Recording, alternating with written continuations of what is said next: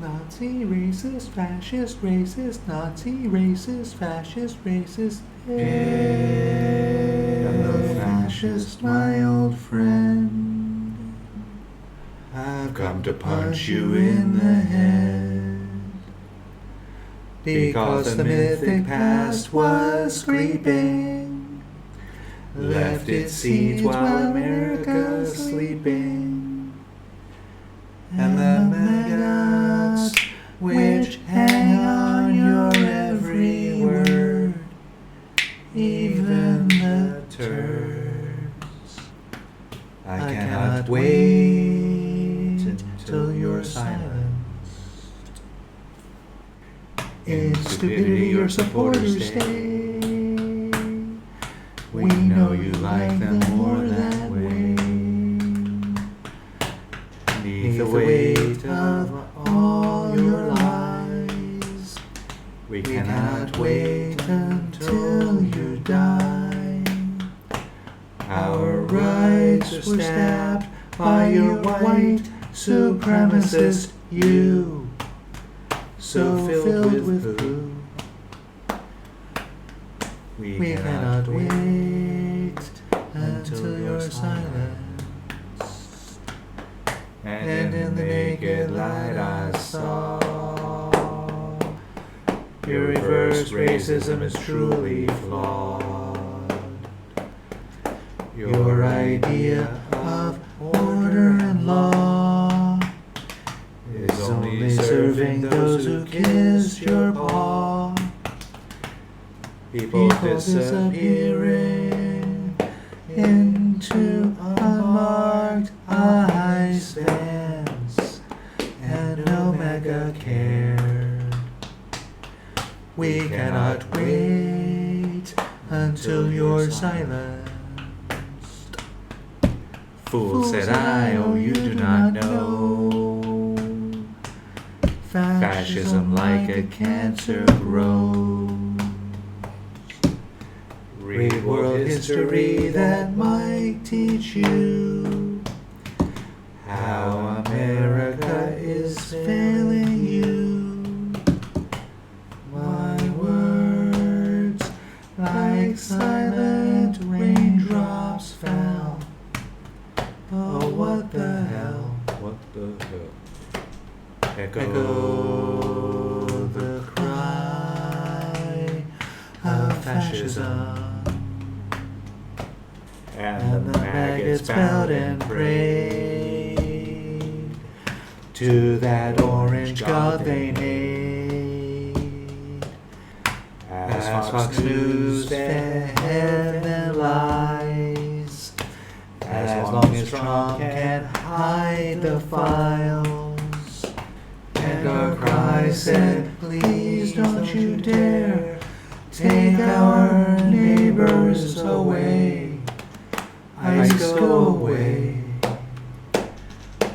As we said, fuck off, you fascist. Nazi, racist, fascist, racist, Nazi, racist, fascist, racist. Pig.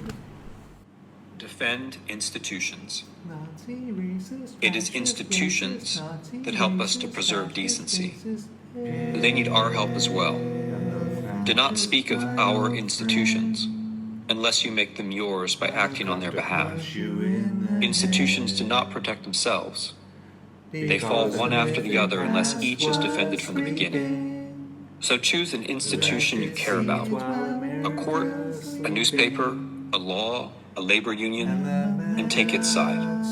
We tend to assume that institutions will automatically maintain themselves against even the most direct attacks. This was the very mistake that some German Jews made about Hitler and the Nazis after they had formed a government. On February 2nd, 1933, for example, a leading newspaper for German Jews published an editorial expressing this mislaid trust. We do not subscribe to the view that Mr. Hitler and his friends, now finally in possession of the power they have so long desired, will implement the proposals circulating in Nazi newspapers.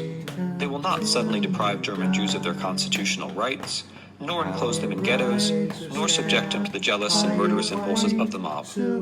They cannot do this because a number of crucial factors hold powers in check, and they clearly do not want to go down that road. When one acts as a European power, the whole atmosphere tends towards ethical reflection upon one's better self and away from revisiting one's earlier oppositional posture. Such was the view of many reasonable people in 1933, just as it is the view of many reasonable people now. The mistake is to assume that rulers who came to power through institutions cannot change or destroy those very institutions, even when that is exactly what they have announced that they will do. Revolutionaries sometimes do intend to destroy institutions all at once. This was the approach of the Russian Bolsheviks. Sometimes institutions are deprived of vitality and function, turned into a simulacrum of what they once were, so that they gird the new order rather than resisting it. This is what the Nazis called Gleichschaltung. It took less than a year for the new Nazi order to consolidate. By the end of 1933, Germany had become a one-party state in which all major institutions had been humbled. That November, German authorities held parliamentary elections without opposition and a referendum on an issue where the correct answer was known to confirm the new order.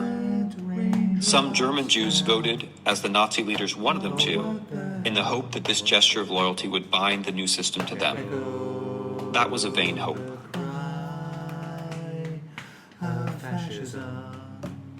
Because the founders were not American exceptionists. I mean, how could they be? There weren't any Americans yet, right? But they were the opposite of American exceptionists. They didn't start from the idea that we're special, right? They started from the idea that we're human, and that humans have certain weaknesses which reveal themselves in politics, like the tendency towards demagogy, the temptations of tyranny, and therefore you have to build institutions which check and correct for the imperfection of human nature. This seems to me a pretty sound way to proceed, and not to overdo the point, but if there is an American way to proceed, that's it.